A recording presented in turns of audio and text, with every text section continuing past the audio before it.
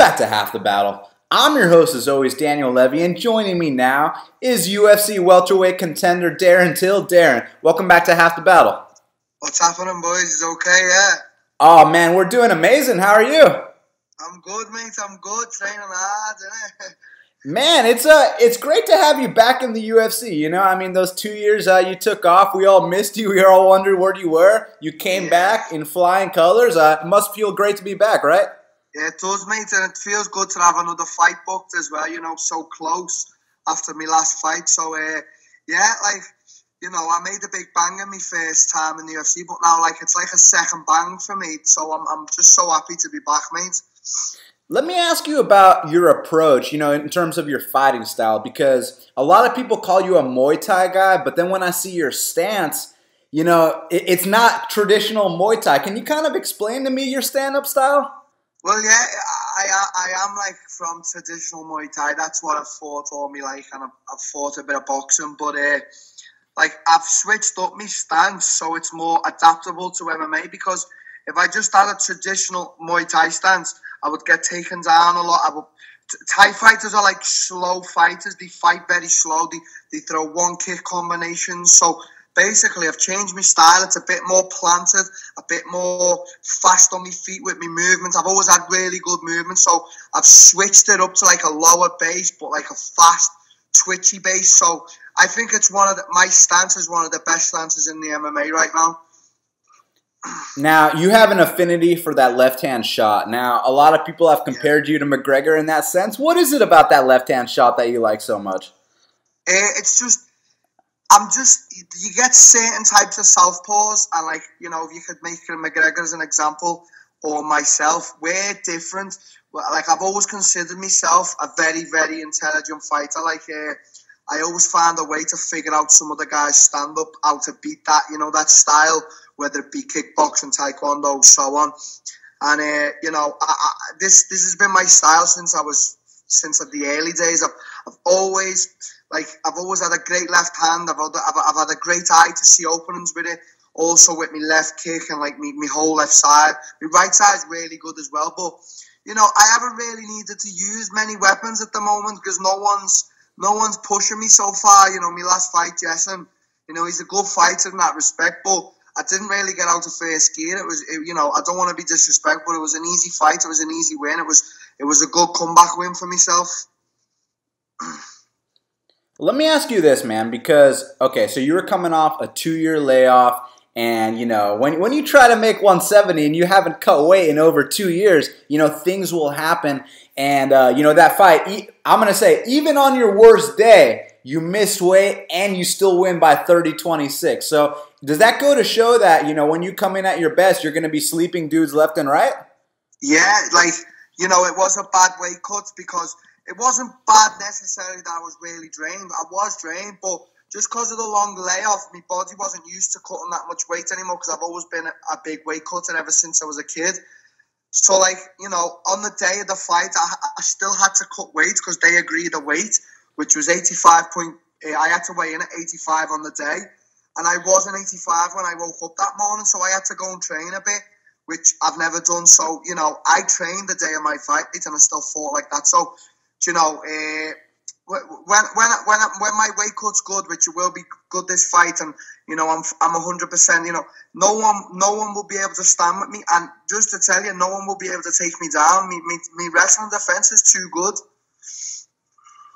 And man, this fight that you're fighting now, I think this is the best matchup that you've had in your entire UFC career, because this kid, Bojan Velickovic, you know, he is a bit of a point fighter, but he's a smart fighter. He finds ways to win fights. Even when it looks like he's lost every round, one judge scores it for him. You know what I mean? He's one of those guys. So yeah.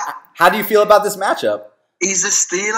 It's a good matchup. I like the matchup because, as you said, you know, he's an intelligent fighter, and I also consider myself the most intelligent fighter. So it's gonna be good to see what he comes with.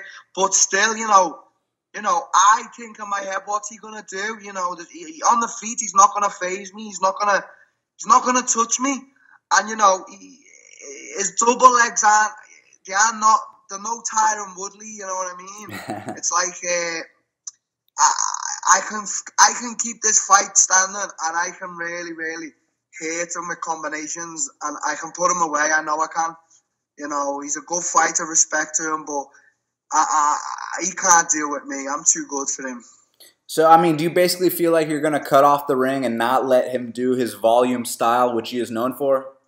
Well, it doesn't matter really what he does, because I don't mind going on the back foot, or I don't mind going forward, because I can fight it both ways. I can angle. Everyone's seen how good my angles are. So, you know, he's going to be hitting fresh air. He's going to be throwing things that aren't really going to make effect, which the judges will see. But every time I throw, I'll be making an effect. So, you know, I think it's definitely in my percentage to this fight. I'm so happy about it. Do you think that this is a fight where you can get back to your knockout ways? Yeah, I really do feel like I can knock him out. And with him being a southpaw as well, like, he's made for me. The left hand's there, the right hook, the right body shot, the left low kick, you know. It's all there for me, this fight. Oh, so you like that southpaw versus southpaw matchup? Yeah, I love it. There's nothing I like more than fighting a southpaw. So you told me you're currently in the UK for this camp. Now, are you done with Santa Catarina, Brazil, or is this just for this fight only? No, it's just, you know, I want to switch up me. I don't necessarily say camp. My striking coaching, the structured training here, I felt like I needed it for these fights in the UFC now. And, you know, my coach and master here at Team Carbon, he's just got such a good mind for fighting, and how he pushes me. Like, you know, I go as far to say, you know, I am one of the hardest workers in MMA. Like, we work so hard in the gym. Colin, my coach, pushes me to the limits. Like, he really does. Like, you know, you see guys now like Conor, and he always says, like, he's confident because of the work ethic. You know, like, if you could get a bunch of cameras in and, like, just film one of my Tuesday morning sessions, you know, a lot of draws would be dropping, because it's real hard work. You know, it really is. Now, I know earlier in the show you mentioned the champ, Tyron Woodley, and I know you're a guy that visualizes your career. I know obviously your end goal is to be the UFC welterweight champion. So when you think about the current champ, how do you think you'd match up in a fight with him? Well, my goal is not just to be the UFC welterweight champion. My goal is to be the champ, to beat the contenders, to move up in weights, get other belts. My goal is to be the greatest fighter that's ever lived. That is really my goal. But, you know, considering, you know, Tyron, I can't disrespect who he is and what he's doing, because he's winning all these fights. You know, he's come from a long background of wrestling, and he's built himself up. Respect to that. But, you know, like, I seen his last fight, and, you know, he was getting caught with left hands by Damien. Now, no disrespect to Damien, but Damien's not the quickest on his feet. Now, if I was to fight Tyron, he gives me one chance, which I don't think he would, to land the left hand and then the right hook after it and left leg kicks. You know, he's going to sleep early. That's an early night for Tyron, and I know it is. And I'm only young. You know, he's a man. I'm a man myself. He's older than me, but I could put Tyron Woodley away. I know I could for 1,000,000%. He would get in such panic mode if I hit him. Such panic. Not a chance. Now, in your last fight against Jessen, was it at all a blessing in disguise that you got to go the full 3-round distance? You know, coming off that layoff, you got to get all that time under your belt? Most probably, yeah. Like, you know, you've got to see it the good way. A lot of people said, oh, you could have put him away. You know, could I? He was tough, you know, but that 3-round was good. You know, my body's at 2 years off. You know, I'm just getting my shape back. You know, I'm in great shape. If, you know, when I take my top off, I look at all my hard work. And, like, so it was good to get the 3 rounds in. And if I get the 3 rounds with Bojan, that's no problem. But, you know, I know I can put Bojan away in the first 2. And I know for a fact. And, I mean, I know you're prepared for anything, but when you really visualize this, when you really think about what's going to go down, what do you think is going to happen when you and Bojan Velickovic get in the UFC's octagon? I think he's going to try and strategize against me. You know, everyone knows who I am right now, and everyone's like, you know, knows about me striking. It's been considered, you know, well, I've been considered one of the top strikers in UFC. You know, people say, consider me like Conor. You know, I'm not. Me and Conor do have a similar style, but there's fought like this for years. Conor has too. It's just, you know, it's a coincidence that we've both got great count. Like, I think he's going to try and get a 3-round win, like try and take me down, steal a round, you know, try and, you know, as you said, work rate. But, you know, his work rate to what I'm going to be doing is just totally different, because he's going to be trying to, you know, if he's throwing jabs, he's throwing kicks, and I'm landing as soon as he's doing that shit. And, you know, I'm going to waste time when he tries to take me down. I'm going to just hold him, make the ref break, because if there's a counter there for me to take him down, I will get it, because my wrestling's underrated. I can wrestle. I took the guy down last time in my last fight, Jason. So I see this fight in my favor. Is this your first time taking on, you know, I'd say a high-level point fighter?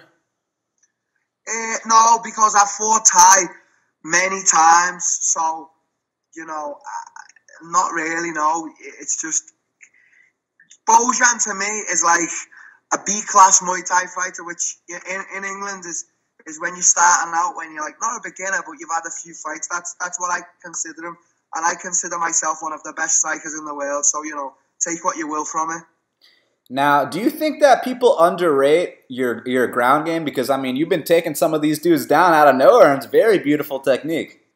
Yeah, well, it's not that. It's like, you know, for me to be the greatest, I have to, you know, I can't just be this striker. And like, since I've like started MMA, I've focused totally on my wrestling, on my ground, and I've focused on things that work for me. Like, I've got long limbs, so I can pull off triangles. My leg lock game's very good, you know, and I've got a great single and a great double, and I've got great hips to defend the wrestling. So, you know, not that it's underrated, but just people haven't seen it. You know, I fought in Argentina against a veteran, an Olympian, Guillermo, his name was, and, you know, he didn't take me down once. So it's not that it's underrated. People just haven't seen it because I'm not giving them the opportunity, you know. I want to ask you about one of your training partners back in Brazil, Gaethje França, because I think this kid has so much potential. You know, I saw him fight my friend James Vick, and he went out there. He put on a great fight. How long until he's back in the big show, man? Because I think that kid has a lot of potential. Well, Gaethje's one of the hardest workers out there. He's totally dedicated to his diet. Everything he does is 100%. They're one of the nicest guys I've ever met as well. And, you know, he was in the UFC, but he won the tough, and then he had them 2 bad fights. He put it down to weight himself. You know, I put it down to bad weight cuts at lightweight, because the guy's bigger than me. So, like, that, and then obviously some things in his training need to be changed up. But yeah, he's just signed for Pancrase. I don't know whether you knew. So he's in Pancrase, and he's always saying how much he wants to get back to UFC. And, you know, if you believe and your dreams are big enough, you can do it. Definitely believe like he can get back in the UFC, but he's just got to start taking out some heavy names in outside the UFC for him to get back. That's the way to do it, you know. Yeah, definitely. He will find his way back. Well, Darren, it's been a pleasure, man. Before we go, it's going down. You and Bojan Velickovic, UFC Rotterdam. If it were up to you, how would this fight go down? If it were up to me, I'd come out and I'd snap his jaw off his chin in the first minute. But, you know, you never know. It could be the first minute. Could be, you know, a 3-rounder would be great. A 3-rounder with a nice 50G bonus. So let's see what happens. But I'm coming to win. I'm coming to take over. You know, that's me, mates. I'm the greatest. Well, Darren, I want to thank you so much for taking the time to speak with me right here, right now on Half the Battle. Buddy. It's always a pleasure, my man. Let the audience know where they can follow you on social media, and any message for the fans, go ahead. Yeah, you follow me on Instagram, Darren Till 2. Follow me on Twitter, same Darren Till 2. Me Facebook as well. It's personal, but just send a friend request. And, you know, I just want the fans to just appreciate me striking, because I'm bringing real high level striking. So just appreciate me and appreciate the ride while I'm here. That's all I can say. You know, I'm not fake. I'm true. So, you know, that's it. Yeah.